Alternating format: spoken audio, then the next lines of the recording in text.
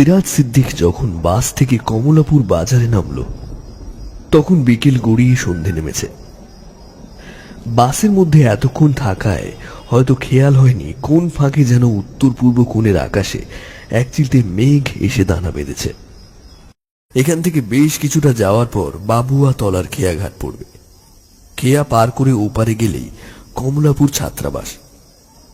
সেখানেই থাকে সিরাজ সিদ্দিকের একমাত্র আদরের ভাগ্নে হুমায়ুন। হুমায়ুনের বাবা মা তাকে কমলাপুরের এই গ্রামীণ ছাত্রাবাসে ভর্তি করে দেওয়ার পর আর তাকে দেখতে আসা হয়নি সিরাজের। বহুবার দেখতে আসার ইচ্ছা হলেও বিশেষ কাজের জন্য আসা হয়নি। তাই এবার একেবারে গাঢ় ছড়া বেঁধে সিরাজ সিদ্দিক চলেছে কমলাপুরে ছাত্রাবাসে ভাগ্নে হুমায়ুনকে দেখার জন্য। হুমায়ুন ছাত্রাবাসে তার প্রিয় উম্মি বা বড় মামা সিরাজ সিদ্দিককে যতবার ফোন করেছিল ততবারই কান্না ভেজা গলাটা সিরাজ সিদ্দিকের হৃদয়কে ছিন্ন বিচ্ছিন্ন করে দিয়েছিল। সিরাজ বুঝতে পেরেছিল যে পরিবার ছেড়ে এতটা দূরে এই গণ্ডগায় বারবার বাবা মায়ের জন্য, আপন জনের জন্য তার মন কেঁদে ওঠে। সিরাজ বোঝে, কারণ সিরাজ সিদ্দিকেরও জীবনটাও তো কেটেছে কোনো এক গ্রামীণ ছাত্রাবাসে। তখনই আকাশে হঠাৎ করে কালো মেঘে ছেয়ে গেল, আর সেই সঙ্গে কানে এলো মেঘের গুড় গুড় শব্দ। এখন বড় বর্ষা আসার আগে যেভাবে হোক কোনো আস্তানা খুঁজে বের করতে হবে তাকে, অন্তত যাতে জলে এইগুলো ভিজে না যায় তার একটা ব্যবস্থা করতে হবে। নানা কথা ভেবে সিরাজ জোরে পা চালাতে লাগল। সন্ধ্যের অন্ধকারে দুপাশের কষার জঙ্গল যেন আরো ঘন কালো হয়ে নেমে এসেছে। সিরাজ সিদ্দিক হাতের 3 ব্যাটারি টর্চটা আনতে ভোলেনি, কারণ সে ভেবেই রেখেছিল যেতে হয়তো সন্ধে হয়ে যাবে, তখন এটা কাজে লাগবে। আরো মিনিট 5 হাঁটার পর হঠাৎই ঝমঝমিয়ে বৃষ্টি শুরু হলো। কোনো দিশা না পেয়ে সিরাজ সিদ্দিক দৌড়ে গিয়ে দাঁড়ালো একটা বড় বট গাছের তলায়।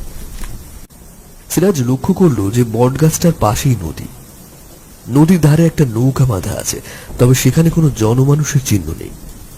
নদীর ঘাটে একটা চালা ঘর নেই যে সেখানে গিয়ে একটু আশ্রয় নেবে। তবে এই গাছের তলায় দাঁড়ালে বৃষ্টির ফোঁটা কিছুটা কম লাগছে তার গায়ে। এ তো ভারী মুশকিল হলো। বৃষ্টির বেগ যে হারে বাড়ছে তাতে বেশিক্ষণ এই গাছের তলায় দাঁড়িয়ে থাকা নিরাপদ হবে না তার পক্ষে। সিরাজ সিদ্দিক জানে যে বজ্রবিদ্যুৎ এই বড় গাছগুলোতেই বেশি করে পড়ে। চারিদিকে এত অন্ধকার যে বিন্দুমাত্র কিছু দেখা যাচ্ছে না।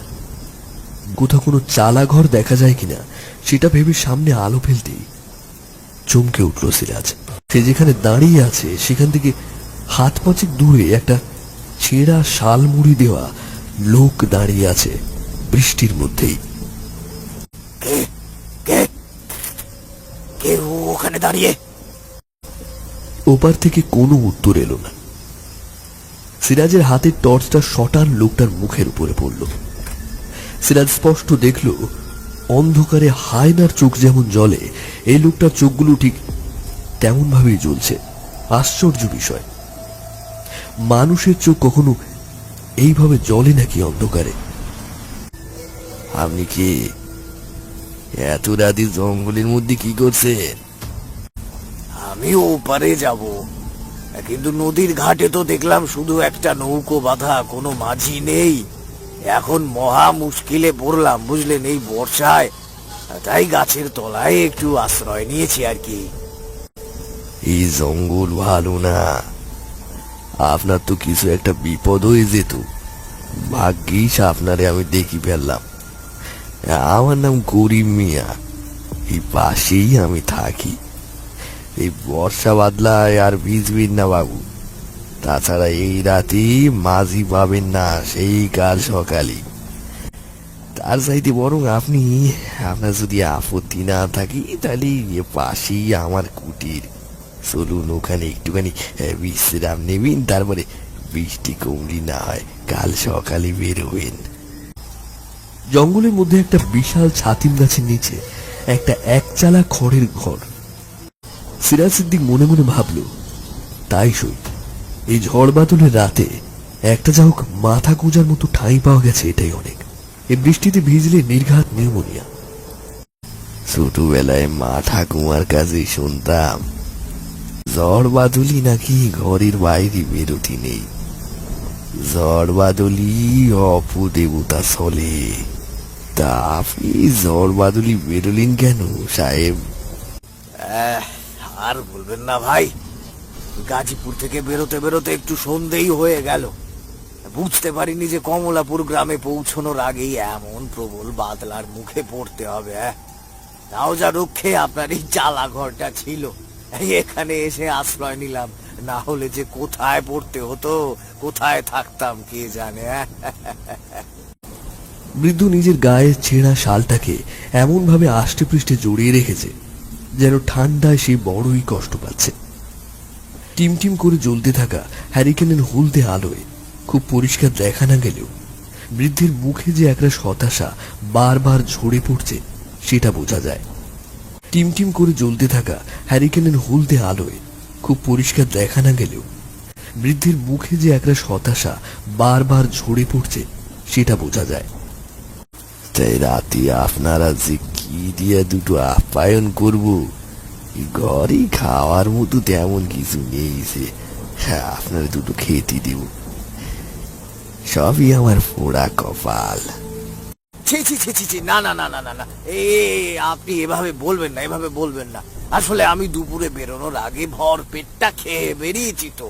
আর তাছাড়া বিস্কুট আছে, হ্যাঁ, এই রাত চলে যাবে। তা আপনি কি এখানেই বরাবর থাকেন নাকি?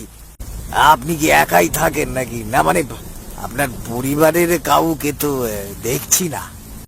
তা আপনি কোথায় যাচ্ছেন? সিরাজের কথার কোনো উত্তর না দিয়ে পাল্টা প্রশ্ন করল বৃদ্ধ। সিরাজ সিদ্দিক বেশ অবাক হলো। লোকটার কি কোনো পরিবার নেই নাকি বৃদ্ধ বয়সে পরিবার থেকে তাকে তাড়িয়ে দেওয়া হয়েছে এখানে? প্রশ্নটা নিজের মনের মধ্যে চেপে রেখে সিরাজ বলল, লোকটার কি কোনো পরিবার নেই নাকি বৃদ্ধ বয়সে পরিবার থেকে তাকে তাড়িয়ে দেওয়া হয়েছে এখানে?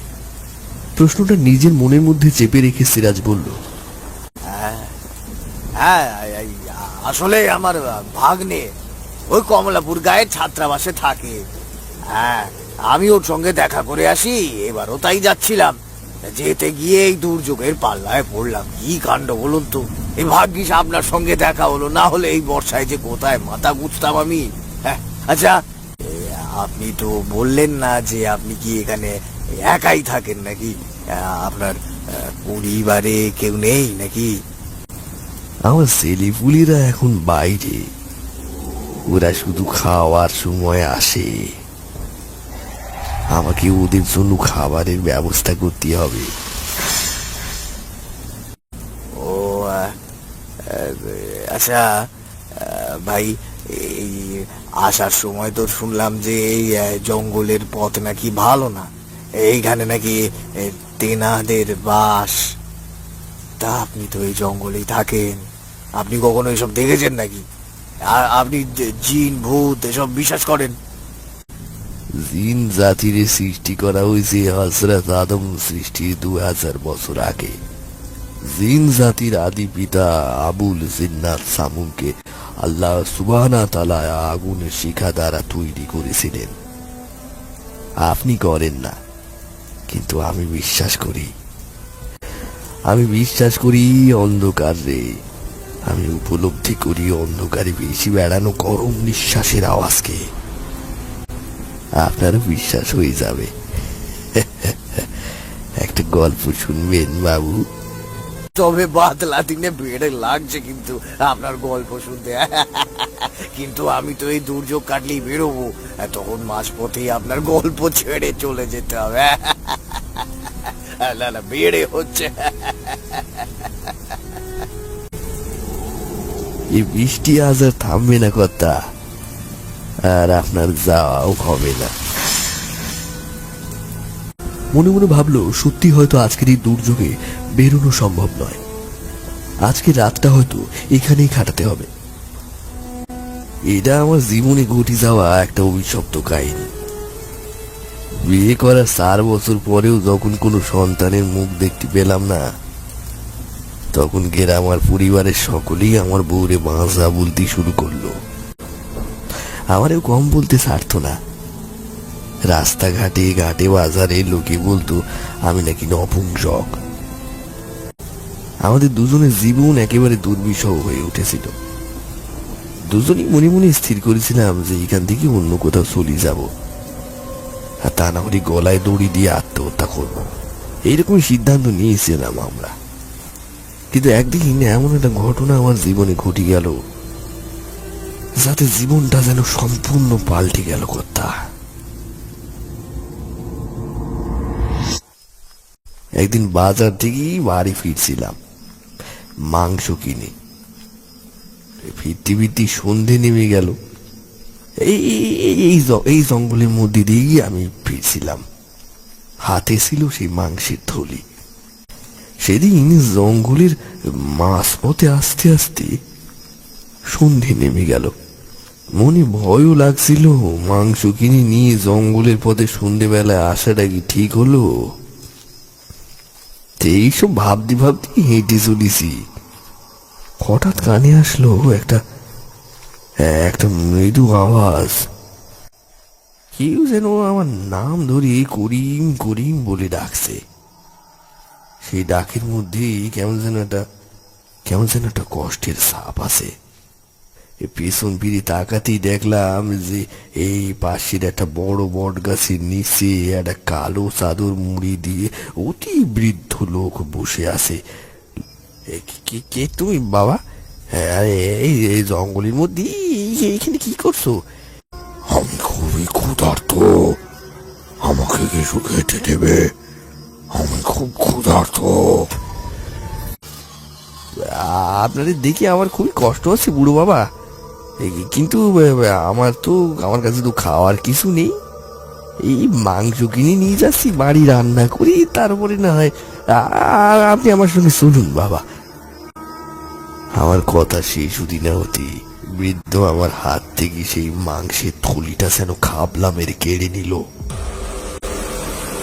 এতেই চলবে, এতেই চলবে। অবাক দৃশ্যে দেখতে লাগলাম, মানুষ কতটা ক্ষুধার্ত হলি কেউ কাঁচা মাংস খায়, আদেও কাঁচা মাংস মানুষে খায়। চাঁদের আবছা আলো জঙ্গলের গাছের ফাঁক ফোকর দিয়ে নিচে পড়েছে, আর সেই আলোয় এই দৃশ্য দেখে বুকের ভেতরটা কেমন যেন ধড়াস করে উঠল। বুড়ো লোকের দাঁতগুলো সাধারণ মানুষের মতো নয়। এবার আরো একটা জিনিস দেখে দম বন্ধ হয়ে যাওয়ার মতো হলো। ততক্ষণে বৃদ্ধর খাওয়া শেষ হয়ে গেছে। আশ্চর্যের বিষয় হলো কথা, এই বৃদ্ধের জীব। কারণ আমি আমার জীবনে কোনো মানুষের জীব এত বড় হয় তা কল্পনাও করতে পারিনি। মনে মনে প্রমাদ গুনলাম, ভাবলাম যে বৃদ্ধের ডাক শুনে পেছনে এসে ভুল করিনি তো। আমি খুব সন্তুষ্ট, আমি তোর উপর খুব সন্তুষ্ট। তোর তো ছেলে পুলে হয় না, তাই না? আমার মাথা যেন কেমন হঠাৎ করে ঝাঁঝিয়ে উঠল। বৃদ্ধ বলে কি, সত্যি কি আমার কি ছেলেপুলে হবে? ছেলে পুলে চাস তো? বাবা, আমি ছেলেপুলে চাই। আমি ছেলেপুলে চাই। লোকে আমারই অপমান করে, আমার বউরি ভাষা বলে। আমি ছেলেপুলে চাই বাবা, ছেলেপুলে চাই। ছেলে পুলেকে খাওয়াতে পারবি তো? বেশ, তবে আমার 6 সন্তানের মধ্যে থেকে তোকে একটা দিলাম।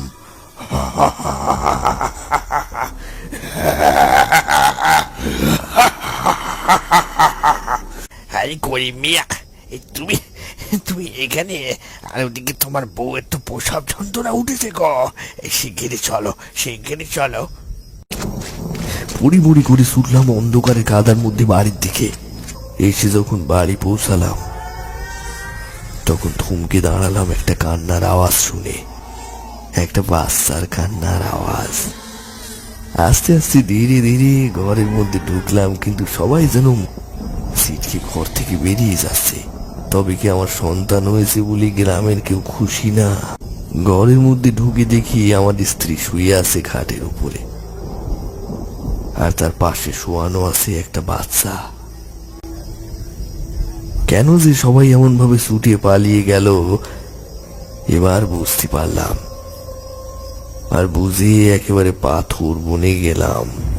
দেখলাম সদ্যজাত বাচ্চার গালে দাঁত গজিয়েছে, ঠিক যেন একটু আগে দেখা ওই বৃদ্ধার গালে যেমন সুচালো নাঙ্গুলের ফলার মতো দাঁত ছিল।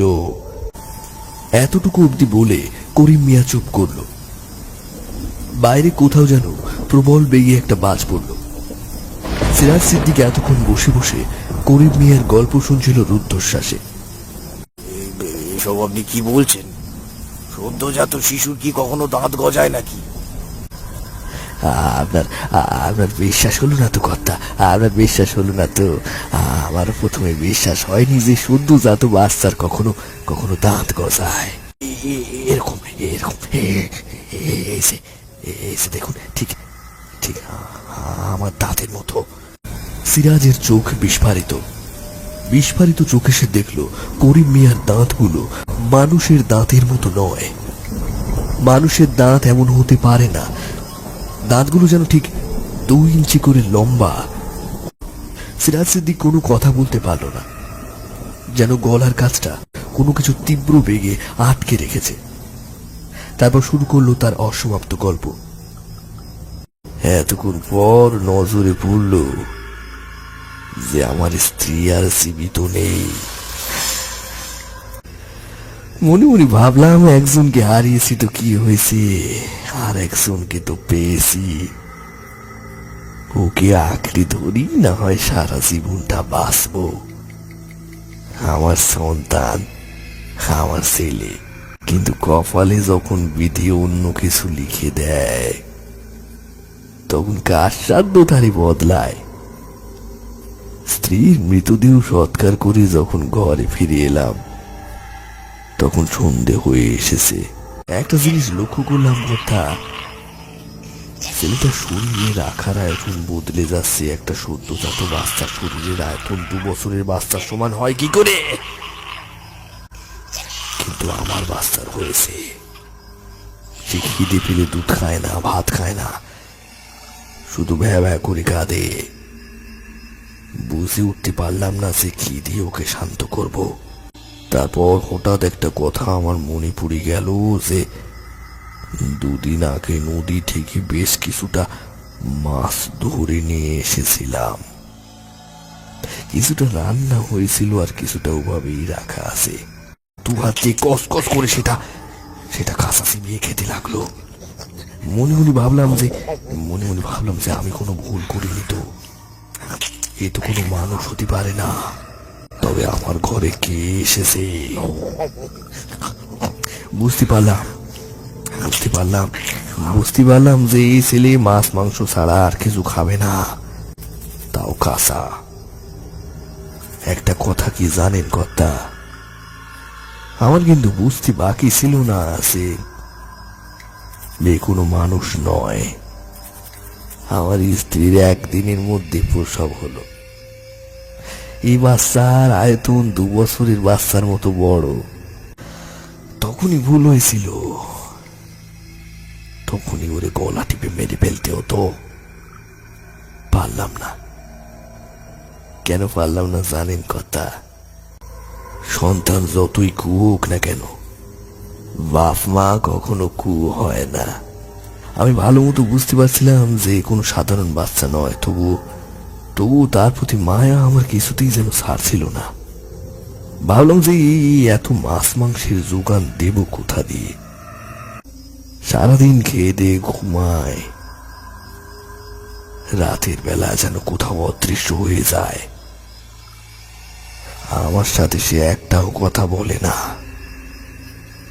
দিন দিন যেন তার শরীরের আয়তন বাড়তে থাকে। এমন বিভৎস নারকীয় কাণ্ড কখনো চাপা রাখা যায় না। সেটা একদিন গ্রামের মানুষের নজরে পড়ল। তারা নিজেদের মধ্যে সরা পরামর্শ করতে লাগলো। শুনতে পেলাম যে কানা খুশো, আমি শুনতে পেলাম যে আমাদের নাকি জীবন্ত জ্বালিয়ে দেওয়া হবে, আমার ছেলে নাকি এক শয়তান, আর আমি তারে মদত দিচ্ছি। এই খবর জানতে পেরে একদিন রাতের অন্ধকারে ওরে কোলে নিয়ে চলে এলাম এই জঙ্গলে। কিন্তু এখানে এসে বাঁধলো এক মুশকিল। গ্রামের বাড়িতে থাকতে না হয় হাঁস মুরগি চুরি করে করে খাওয়ানো যেত, কিন্তু এখানে তো সেসব কিছুই নেই। একদিন সন্ধিবেলায় সে ভয়ঙ্কর চিৎকার জুড়ে দিল, ভয়ঙ্কর চিৎকার। সেই চিৎকার যেন আমার কান ভেদ করে ছিন্ন ভিন্ন হয়ে যাবে। তার খিদের জ্বালা কোনো কিছুতেই কমছে না। এটা তো জঙ্গল, এখানে তো আর গ্রামের মতো বাড়ি ঘর নেই যে মুরগি হাঁস চুরি করে এনে তারে খাওয়াবো। আর এই জঙ্গলে জন্তু জানোয়ার ও নেই যে খিদে পেলে মেরে খাওয়াবো। এখানে চিৎকার করলেও কেউ শুনতে পাবে না। ওরে কি খেতে দেবো ভাবতে ভাবতে এক গাছতলায় বসে আছি। এমন সময় দেখলাম যে সেখানে একটা মাঝ বয়সী বউ, গ্রামেরই হবে, এই শুকনো ডালপালা কাঠকুটো জোগাড় করে নিয়ে যাচ্ছে মাথায় করে। দেখে আমার মাথায় কেমন যেন রোগ চেপে গেল কর্তা, আর একটা দুষ্টু বুদ্ধি খেলে গেল মাথায়। হাতের কাছে ছিল ধারালো চকচকে কোড়ল, সেটা তুলে নিয়ে আস্তে আস্তে পেছন দিক থেকে মাথার উপরে দিলাম এক কোপ। কয়েক মুহূর্তের মধ্যে চিৎকার করে পড়ে গেল মাটিতে। সিরাজের গায়ে যেন এক ফোঁটা বল নেই, সে যেন স্তম্ভিত হয়ে খাটের সঙ্গে লেপে আছে একেবারে। লোকটা বলে কি, নিজের সন্তানকে খাওয়ানোর জন্য মানুষ মেরে নিয়ে আসে। আপনি আপনি মানুষ হত্যা করেছেন? এ তো পাপ, মহাপাপ। সিরাজ সিদ্দিক বুঝতে পারল যে এই লোকও সাধারণ কোনো লোক নয়। পিশাচের সাথে থেকে থেকে এও নর পিশাচে পরিণত হয়ে গেছে। আমি আপনাকে বলেছিলাম না কর্তা, ও শুধু খাবার সময় আসে। ওর খাওয়ার সময় হয়ে গেছে, ওর খিদে পেয়েছে কর্তা।